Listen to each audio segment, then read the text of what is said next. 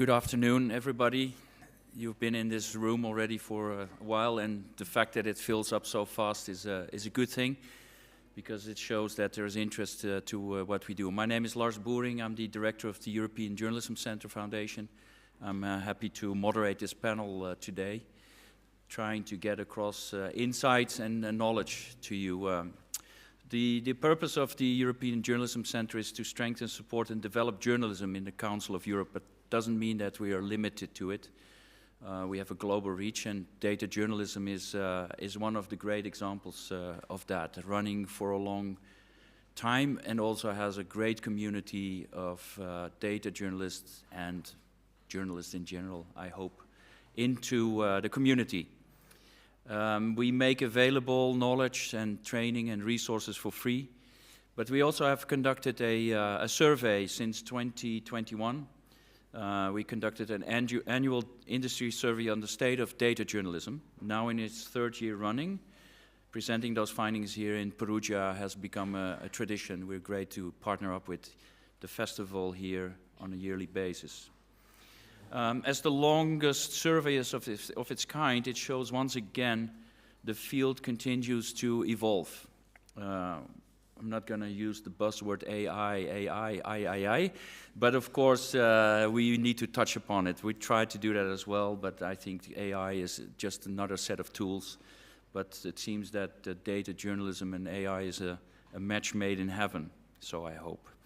We're dedicated to support data journalists and helping them to build the skills in the field. We have a great panel of data journalists to talk about the latest industry trends surfacing from this survey. And at the end, we will conclude with 10 minutes of questions from the audience. And let me be very clear, we're looking for questions and not statements. It's always good to, I will remind you at the end, no statements, questions, short questions. I have here Ben Heubl, investigative reporter, Suddeutsche Zeitung. Niamh McIntyre, big tech reporter, Bureau of Investigative Journalism. Ashley Kirk, visual editor at The Guardian. And Tara Kelly, data editor, also at the European Journalism Center. Let's get cracking. We have some themes that we explore, and there's always more to find out, of course, but you can look up on the website. There will be a QR code, something we thought for a long time we wouldn't use so much, but nowadays QR codes are the access to data. Let me get going. Access to quality data remains one of the biggest challenges for data journalists around the world. And this year and last year, the survey showed this, 65% in 2023 towards 57% in 2022. Ashley, let's start with you. Can you share with us the hurdles you faced with data accessibility for some of your stories at The Guardian, and how you found solutions to this? Yeah, sure. Are we on? Yeah. So I think in general, like access to open data is like relatively good. You know, in the UK, you know, we have open data platforms like the Office for National Statistics in the UK, and this is really good for getting, you know, good quality, quite regular data. And then you've got obviously things like FOI or scraping that can sort of help as well. I think that one of the hurdles, or not necessarily hurdles, but challenges, like we're finding that we're increasingly reliant upon sort of like private companies to kind of fill in some of the gaps. So, you know, for example, I know we're going to talk about this a bit later, but like satellite imagery, of, like, for example, you know, we're getting that from, you know, private companies. Or another example would be, we did this story on like housing affordability recently, and we couldn't get like good rent and house sale data on a very granular level, you know, in terms of geography. We were very lucky that, you know, we had this housing marketing company that helped us get that data, and they were really helpful in terms of checking that data and, you know, giving it, you know, frankly, to us for free. But, you know, not all of them do that, and then there's a problem in terms of like getting hold of that data when, especially if you're like a small news organization, you don't have the budget for that, you can't get hold of that data, and obviously that, I worry that that might become a challenge, you know, going forward.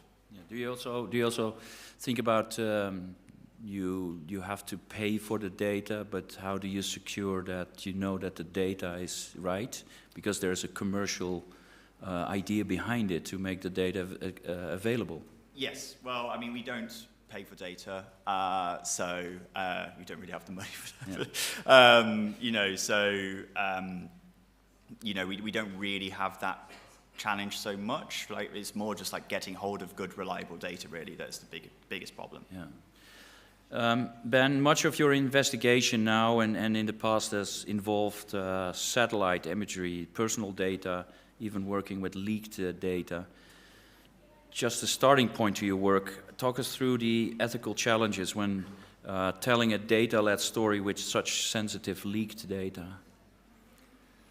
So I would say, so leaked data is something, since the Panama Papers or Paradise Papers, is something, it became like sort of a core for data journalism, but it's also a extremely complex subject from the time you maybe get a data set of, and we're talking, very unstructured documents, stuff like that, to we have a story, it just takes a long time. So in order to get there earlier, we developed systems and checklists for a product, for a story. So this is one type of leaked data. The other type of leaked data is coming from ransomware attacks. So if you are sign up to Duolingo or if you sign up to, I don't know, any sort of platform, and that platform is being compromised, then your personal data lands on a dark web or on other platforms, and there are companies that gather that data and make it accessible, or you can just download it yourself. And so with that, there's some challenges, obviously, because it might come from a criminal activity.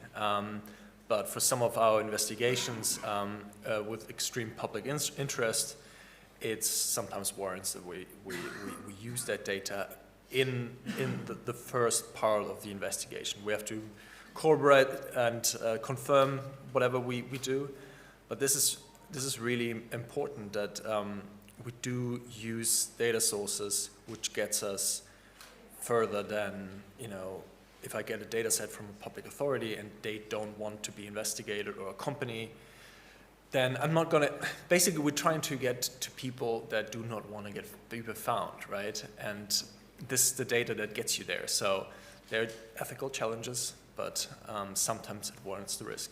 Any time that you had access to data that you thought, wow, this is magic, but I cannot use it, how does that work? Does that make you go beyond that data set and find more, or do you sometimes just have to let it go? The thing is, like, we don't actually use the data in the story, right? So there's a example of Jan Masalek, ex Wirecard, right now conflicted in sort of all sorts of trouble. I delicately phrased that. But he initially, when we looked at it, there's a very, very good understanding that he had something called sub-puppet accounts. So he used used accounts with a different name. He had like lots of aliases, and he was then found on darknet data, on leaked ransomware data, and it showed very clearly that he had accounts with the same email addresses. You could pivot.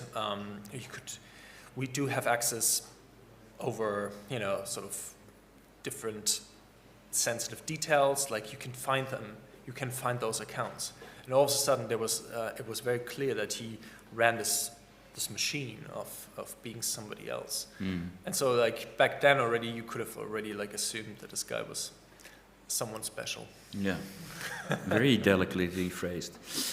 Niamh, you as a tech reporter at the Bureau of Investigative Journalism, you must also hit roadblocks regarding data accessibility and data quality. How do you get around this when some of your work involves holding big tech companies accountable and so much data is hard accessible? Yeah, no, it's definitely an issue that we come up against quite a lot in terms of being able to access comprehensive data about social media companies. It's quite an interesting time at the moment. You know, a lot of the transparency data we do have from the big tech platforms kind of came about in the sort of post-Cambridge Analytica moment when they were kind of, dealing with the fallout from that. And it's now been a while since that moment, and now a lot of the social media companies are kind of restricting access to platform data by doing things like, you know, raising the price of the API to be just prohibitively expensive. We've seen Meta's going to discontinue CrowdTangle, which is like a really important tool for people looking into activity online, and like these are all tools that I use a lot in my work to look into, you know, everything from the ways in which people are drawn into predatory financial scams to messaging that political candidates use online to the activities of kind of far-right and conspiracy communities in the UK.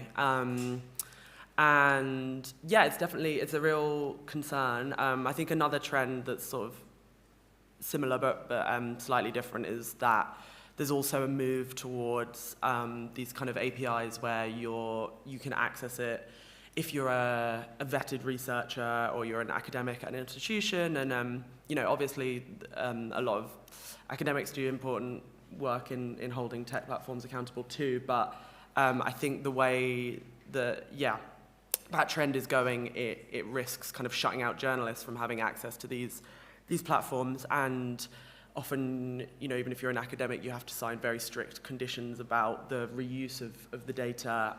Certainly some of them that I've looked at are just, prohibitive. We just wouldn't be able to do anything useful with it. And in terms of getting around it, I think there's a few ways. We're definitely still working it out because a lot of these changes already happened in the past year. You know, there's obviously other ways of getting data out of platforms by hacky kind of workarounds and scraping and that sort of thing.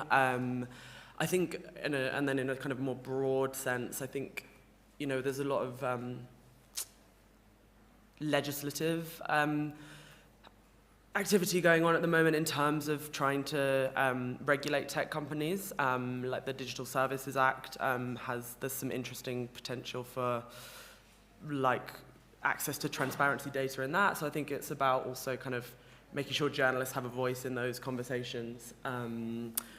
But yeah, very much still working out how to deal with all these changes. So maybe I can come back to that. If I may jump quickly in, and so there is a big database for the Digital Services Act. So that comes from, it was just extended, so social media companies have to give up their data and indicate what sort of hate speech messages are being. But having said that, I think there's a very big point of criticism there. You have these companies releasing that data, but it doesn't if you do critical reporting, if you are an investigative journalist and want to go against the tech companies, what they do wrong, there is, because I've done a story on it, there's no way of like understanding where they do go wrong. So I think from that perspective, it's more important what's actually not in the data than what is in the data. And there's like 7 billion data points, right? But the important stuff is just missing. So it can become quickly that these companies say, we've done everything we have to do. But I do agree, like if you give researchers full access, and there are programs like that, right, with TikTok and then hopefully you get everything. And I think that should be, it should be streamlined so that journalists can just apply and like get a green, I don't know. Yeah. But yeah, as you say, it gives a lot of power to the companies to do the vetting, and the people who are doing the vetting probably don't have journalists' interests at gatekeepers. Yeah. Gatekeepers keep you out. Do you ever mis and disinformation is or fighting mis and disinformation is also a big topic. Do you ever feel that you get sort of offered inaccurate data on purpose to mislead, or are we not in that level yet? I mean, I definitely think you have to be thinking critically about the data that you do get out of these social media companies, like Ben was saying. Like, I think the transparency data, it's often very easy to actually disguise who you are with in that context. Like, you can just either you give false information to the social media company, it's not really verified, you have a shell company, you hide behind a PR firm. So yeah, I think it's definitely, I'm not sure about the kind of intentionality, but even within the transparency data that we do have, there are a lot of ways in which that can mislead you. So I think, and I was going to kind of come into this more a bit later, but it's always just like a starting point and a jumping off point for kind of further research, rather than, oh yeah, this is like the kind of definitive story. Here it is. Tara, the short-term, long-term challenges to data accessibility for journalists, what do you think can be done to improve this? Yeah, I mean, as Niamh was saying, there's a lot of API restrictions, and as Ashley was mentioning, there's the privatization of data, so it's just getting very hard and more time-intensive to tell these stories. And even though there is a strong open data environment in the UK, which Ashley was talking about, it's not necessarily so in the Global South. So I think we saw that in the survey, right? That people were saying, we're not necessarily, these governments are collecting the data, but they're not necessarily sharing it with the UN or the World Bank. So the accessibility issue is still a major issue, and we're still seeing that divide in the Global South and the Global North.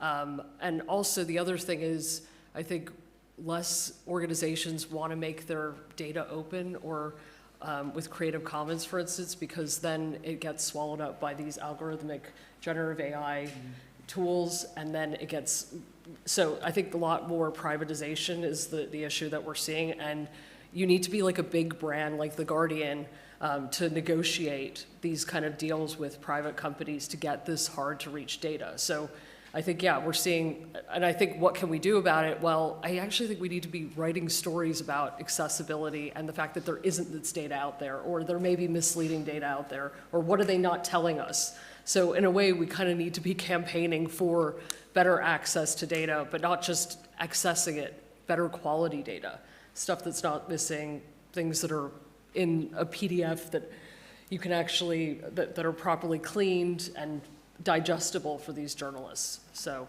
yeah. Each year, the Data Journalism Survey that shows a special section focusing on the latest happenings in the world, and I think it coincides with what we also see here in Perugia in the last years. Last years in this survey, we saw COVID-19, Ukraine-Russia war, 21, OSINT, and of course now AI. For OSINT, we saw that 28% of data journalists said they were using OSINT in their work in some capacity. The survey findings also revealed international newsrooms were more likely to use OSINT in their reporting compared to local news outlets. Niamh, what are the biggest challenges for you're facing with investigative work when it comes to OSINT and verification? And perhaps you can elaborate on that with more recent stories or examining disinformation in the run-up to the UK election. Yeah, sure, yeah. So on our tech team at the Bureau of Investigative Journalism, we have a project looking at influence operations. So broadly, people using kind of underhand tactics or misinformation to try and influence voter behavior. We're going to have a general election at some point in the next year, so it's kind of been ramping up in terms of the online campaigning, and I think the challenges, kind of, as I was touching on before, is the kind of partial nature of the data that you get if you query the APIs, or and I think it's very important to combine the kind of data skills with or other kinds of reporting techniques.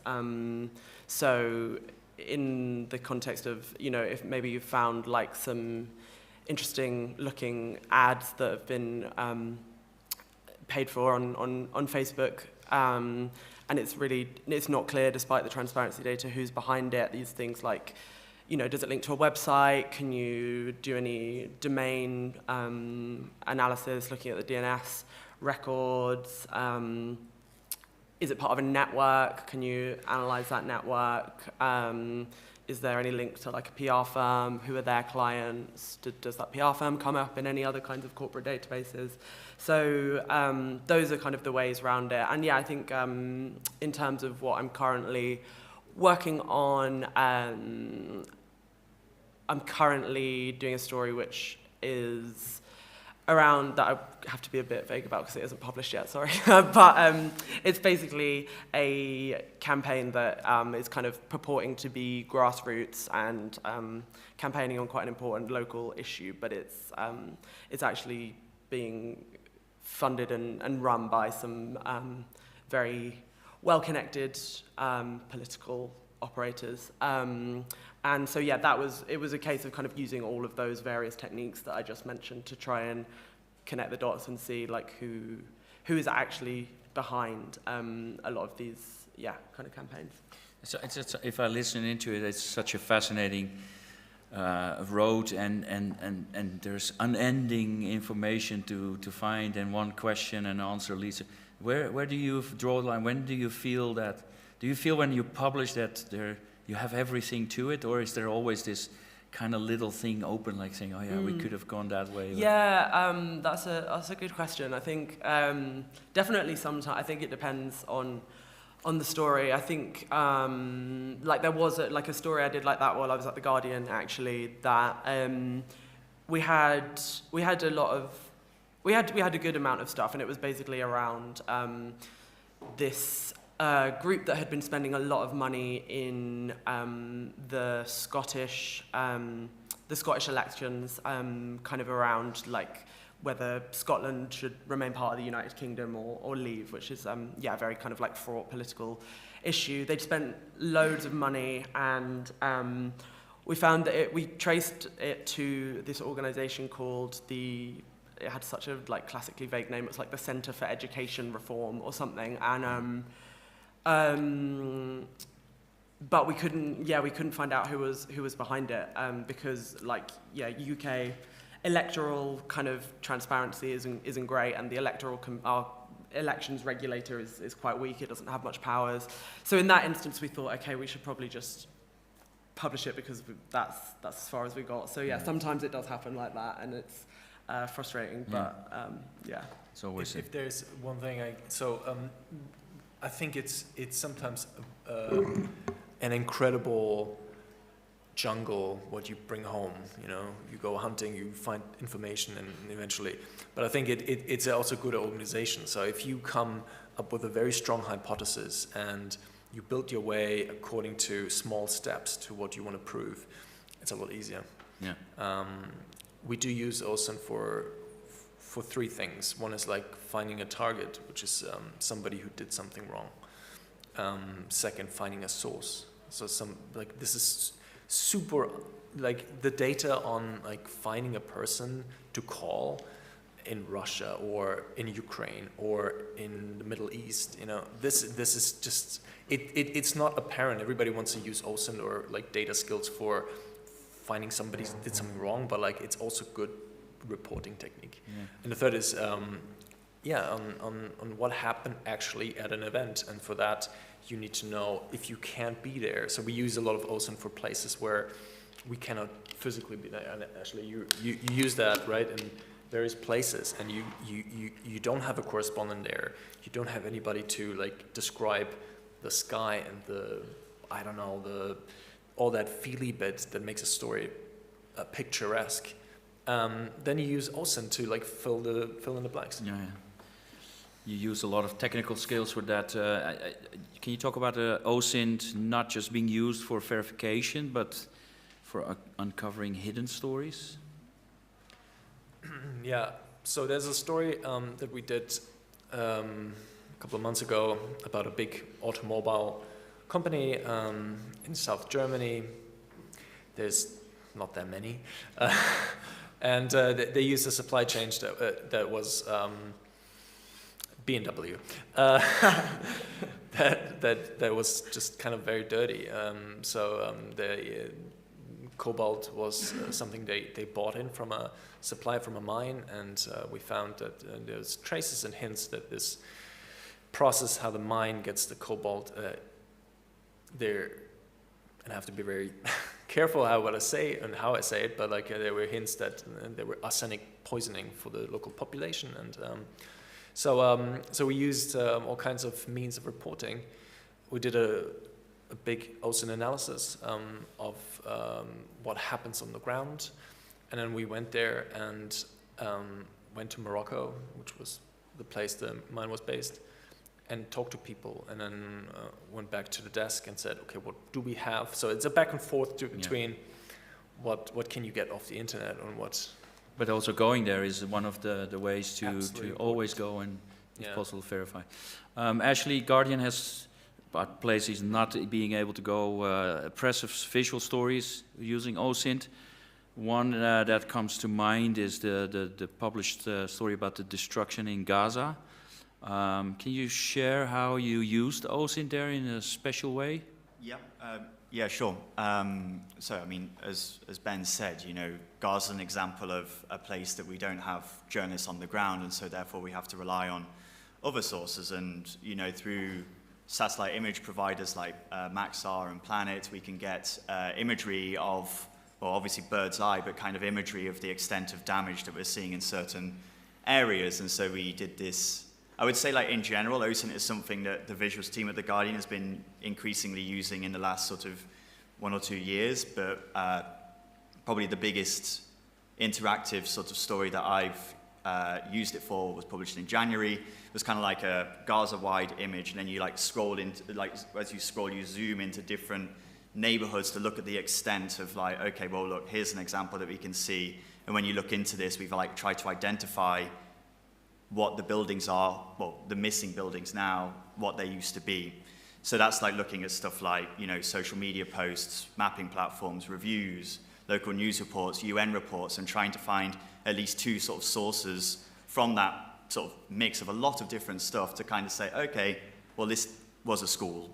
And this, you kind of have before and after images, you kind of get a sense of what these buildings tend to look like. And then you obviously kind of cross a line where you're okay, well, we're quite confident that we can identify that. And then you end up with a sort of visual story at the end of it where you can annotate a before and after image and sort of spell out what you're looking at. Okay, so if you were someone that lived there and wanted to go back, what's left if the school, the shop, the hospital, etc. are now destroyed. It's a very long process. It takes a lot of time. Looking through all of these different, I think you were talking before about these scraps of information from multiple different sources, and then you've got to try and string it all together. But frankly, it's the best we can do with that particular story and similar ones. And I think we learned a lot, and I think it was great. I think we were able to sort of give a holistic sense of what was going on over the whole strip, but also in specific communities, what does this mean for an individual who lived in that area? Yeah, for me personally, it was the way, because we talk about, they say, oh, there's lots of destruction and it's 60% or 70%, but for me it was a way to really get sort of a grasp of okay, this, if you see it, then, and is that one of the great impacts that you have, that people start to understand more about it and get a more clearer view on what is actually going on the ground? I think so. I mean, obviously it would be best if we could speak to human beings on the ground and get one of us on the ground to sort of try and find out what's going on. But again, if that's not available, it's maybe the second best thing that you can do. I think it kind of mirrors data journalism in some way, right? Where you might have a macro national or international data set that kind of gives you the holistic view, and that's kind of your countrywide satellite image or something. But then you've got the really granular sort of getting into the weeds of a very zoomed in high-res image where then you can annotate all of the individual things. And that's where you can kind of get your case studies and, you know, the more sort of like personalized, not personalized, personal kind of stories out of it. And like doing that both macro and micro kind of thing and trying to combine them, like with that sort of zoom, I think was the best kind of thing we could do with the resources that we had available. Yeah. As we said, we had a special section on AI this year, and Tara, one of the things came out of it. What are the challenges for AI in the local news versus big legacy media? Yeah. So I think what we're seeing is local news organizations have a lot more ability to play around with generative AI and AI because they're smaller brands, there's a nimble team, and they can just do a lot more with that. And yeah, there's less pressure, but if you're somewhere like the FT or the Guardian, everyone's kind of looking at you, and you have to be very careful with your brand, but also you need to make sure that you're not amplifying anything that's incorrect, and there's just a lot more. You know, you basically need a policy, and you need to experiment, and you need to sort of compare with your colleagues of how you're using generative AI. How is it hallucinating? How is it actually helping you be more efficient in your work, which I'm sure some of the other panelists could talk about in more in depth. So yeah, it's about, you know, smaller brands being able to do a lot more locally and have less of a risk with their brand. And make an impact, especially if they have a smaller team versus the large newsroom where there's more eyes on them and there's more pressure, but they could also really do a lot more work and, yeah, have a huge impact. But yeah, you need a policy, and you also need to experiment and carefully track what that means and benchmark that internally. Yeah, Ben, does it make your job much easier, going through unstructured, structured data? Especially leaked information. Can you talk us through an example? Yeah, I feel it's a very leading question, but yes, I do know. So yeah, so there's an example of where we used a way of summarizing lots of data. So just as a concept, like AI is and that's machine learning. It's unstructured machine learning models that can take any sort of text corpus or text data and summarize it in a way that, you know, you see that every day with ChatGPT, right? You ask a question, it comes up with something. And we did think that this was useful for a data for a leak, the iSoon leak. I don't know if anybody is familiar with that. It dropped on the internet. It supposedly showed that there's a company in China that supports and helps with hacking tools for the Chinese state, and supposedly also showed which countries and which organizations were hacked. And so it wasn't not such a big data set. It was many documents and many PNGs, so many photos and screenshots. And what we did then was to explore how to write a model that OCRs it, so you get text, translates it, and that was not the A part. But OCR is by itself is also like machine learning. But the point was that in the end you had you could ask questions. So you could ask question like, which countries do you think, or what does the document show? Which countries are being attacked by China? And it came up with some suggestion which organizations got hacked. So it then poured the knowledge what a language model can do together with what is actually in the documents, and that was really powerful. It just and so we tried to get from this what I initially said 6 months to 12 months of analysis of a big data set to, I don't know, a very quick result, quick stories, because it's super labor intensive. And if you can be sure that and that's what AI is really good at, doing a stupid job really quickly that you don't have to do. So so that was really helpful.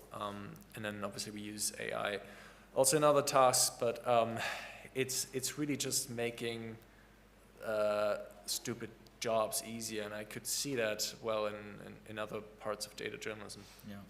If do you have an example of this? How you use it? Yeah, I do.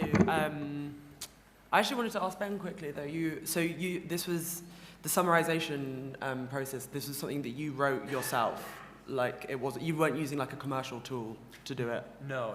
So yes, it's a large language model that is based on other, but then use JetGPT to suggest what to do and what code to write, and so it's a double. Okay. Because I guess I'm quite wary of the sort of privacy implications of kind of using AI.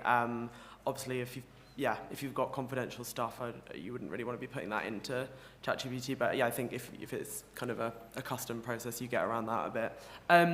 But yeah, so I as someone who is, I use Python in my work, but I'm not by any means an amazing programmer.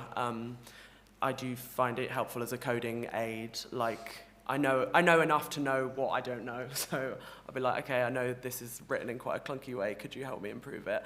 And sometimes it's good, and sometimes it gets a bit confused, and it's actually, then I just go back to Stack Overflow, and that is sometimes more helpful. So yeah, I definitely find it slightly helpful for that. I definitely wouldn't really use it in like writing or researching workflows, but more, to help sort out my bad code. Yeah. Do we need set up systems? You might know, you might have an opinion about that, to set systems up for the use, like ChatGPT. Yeah, I think we do. I've seen good applications of like machine learning kind of thing. So I remember a piece. It kind of relates to the previous thing we were talking about with Gaza, but like the New York Times did a really good piece where they, sort of used a program where they showed it some images of like craters in Gaza, and then it said, okay, well, here are all the images, or here are all the satellite images that we can find, and now find, visual patterns that also look like craters, and then it, returns, rather than you having to look through all of these thousands of images, you're looking through a few hundred that have, recognized sort of circular items that could be craters, but then crucially, a journalist is still going through that sort of filtered list to, verify that they are indeed craters and not just like a circular building or some other pattern that, looks like a crater, right? So I think, that kind of use, like, would be really, is really useful. It basically cuts down that sort of like, that time that it takes to find out or learn something about a story. But at the same time, yes, somewhere like The Guardian, but, a lot of publications, we're built on, all we kind of have at the end of the day is the trust that our readers have in us. And if we start cutting corners in research and all the rest of it, especially like with like generative AI, and like people don't know for sure that, there's actually a journalist who is, a trusted journalist who's researched this and found this out and verified this story, and actually we've been just cutting a load of corners. Like, that's not a place that we want to get to, I don't think. Yeah. Maybe difficult to give a short answer, but AI, we talk about it, and some people see it as a threat, some see it as a help. Is AI making journalism better, or is it not making? Is this a? Yeah. I see you lean forward immediately, so yeah, go ahead. So I do think it has capabilities, but again, it's the ethical bit. So we have this tool called PimEyes, and we just had a big breaking. So in Germany, it became really quite famous because we had RAF. Does anybody know? It's sort of a right-wing, left-wing radical group. And after 30 years of hiding, a person that was part of this system, this terrorist group, was then found with these models, basically. If nobody knows, PimEyes it's a platform where you insert a picture of somebody, and usually yourself, that's the suggestion, and then you find yourself, and it's quite powerful. It sounds very simple, but it's been so helpful in some of the investigations to find all kinds of people. So it has its challenges. It's not a clean company by no means, So it comes always with that consideration: can your newsroom or does your editor want to take the risk of being paid? You not get sued, but it can backfire. Yeah, I guess like the example that I was talking about before shows that it can indeed make journalism better, right? By, helping, us turn around, big manual jobs that take a lot of time in a short turnaround. But there needs to be sort of checks and balances in place to make sure that we're using it responsibly and everything that we're publishing is accurate. And ultimately, like, everything has, is still being driven by a journalist, Also, I do think like these use cases are really good. I've used PimEyes, and it is really powerful. But on a more macro level, I think we all know that it's also being used and to kind of justify job. Like, there's been a couple of local media groups in the UK that have, really leaned into kind of using it as a writing tool, and just the quality of journalism's already become degraded a little bit by that. So I think, there's obviously that. It's a huge surveillance tool, right? So that, the police that's one of the main talking points in the UK, right? Like that the police is using AI to automate, their checks on people, and I think that's something. So you frequently find yourself investigating on territory where you either are criticizing the techniques other people use for law enforcement, or and then you still using it yourself. So you got to really like. So the clear answer is not there yet. It's a bit of a yes and a no. I'm going to turn to the audience, and I see eagerly hands going up. So I'm just. Short question, no statements. That was the deal. Go ahead, you first. Do we have a microphone to help you out? Yes. Thank you very much for your wonderful sharing. I have a question that touches upon the possible role shift and power shift of data teams within the news organization. So as the tech people, quote unquote, or the coding people, quote unquote, within the news organization, do you find yourself being expected from the management to do something with the AI, in addition to improve your efficiency, like all the examples you gave. That's first, and then second, because of that, that you become the early adopters or leaders of using AI within the news organization, your team actually has more say nowadays, more power in editorial decisions within the news organization. So to summarize, do you find a role shift as well as a power shift? Yeah, thank you. I mean, I'm not sure about with AI specifically, but I used to work at The Guardian for 4 years on their data team, which is like a small team within the wider newsroom.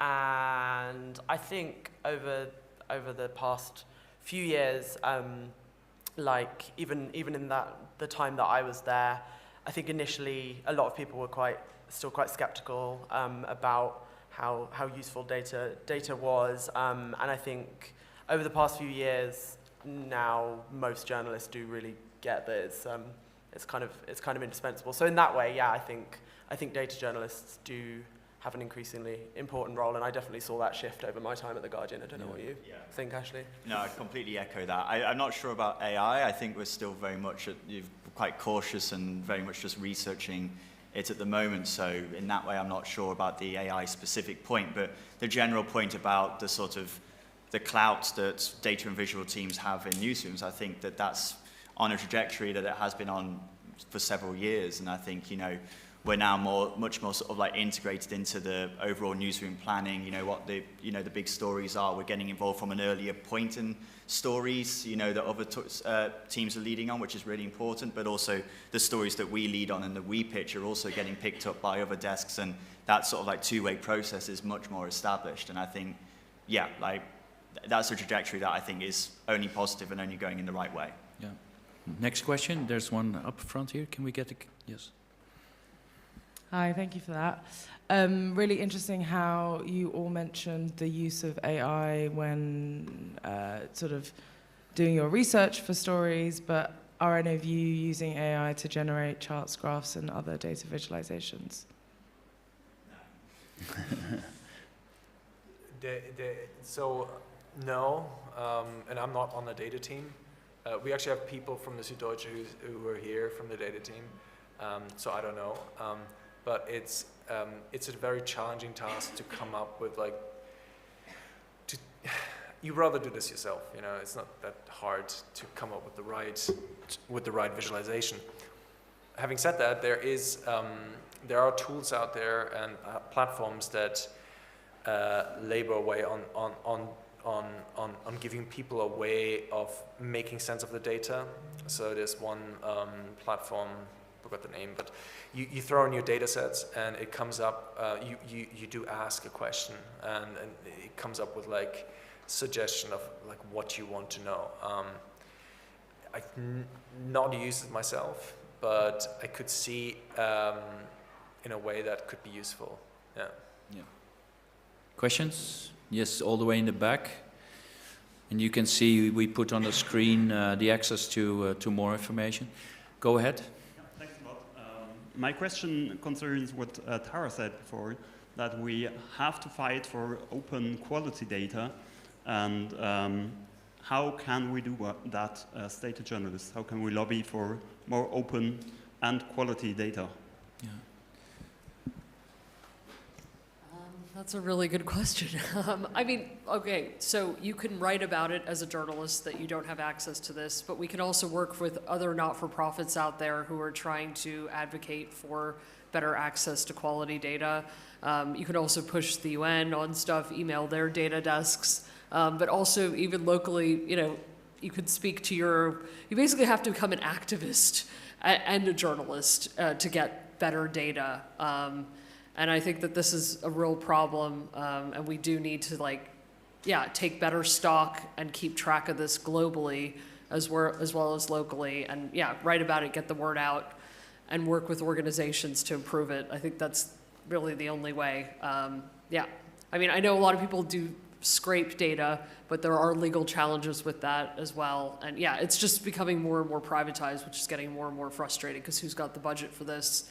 Who also has the ability to negotiate these deals? Everything just feels like it's being licensed at the moment, so that can be problematic, but I think it's noted what you just said, and I feel that as leading this organization, it's also one of our responsibilities, and we do that a lot. We also made the Paris Charter for AI in journalism and media. That's kind of sort of the basics, but I also see that then you're being approached about exactly that problem. I always try to find out, are we the ones that should do it, or can we team up with others? And I think the more you speak out about it, the more it becomes a prominent topic that can be addressed by many good NGOs and organizations going for this. Question, 2 questions. There were 3 questions. We have 2 more minutes, so it's going to be tight. I see that we can get a little bit more minutes at the end.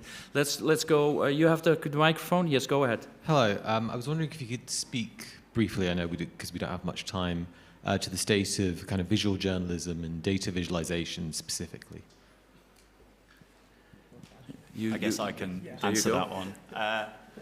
I think generally it's good. I feel like we've kind of settled into good tried and tested methods now for a lot of chart types. You know, we kind of know, if we have a story about change over time, or we've got comparing categories or whatever, I feel like it's established across a lot of newsrooms now. You're not saying as many sort of bonkers chart choices that, perhaps, 5 years ago or something you did. So I think that's good.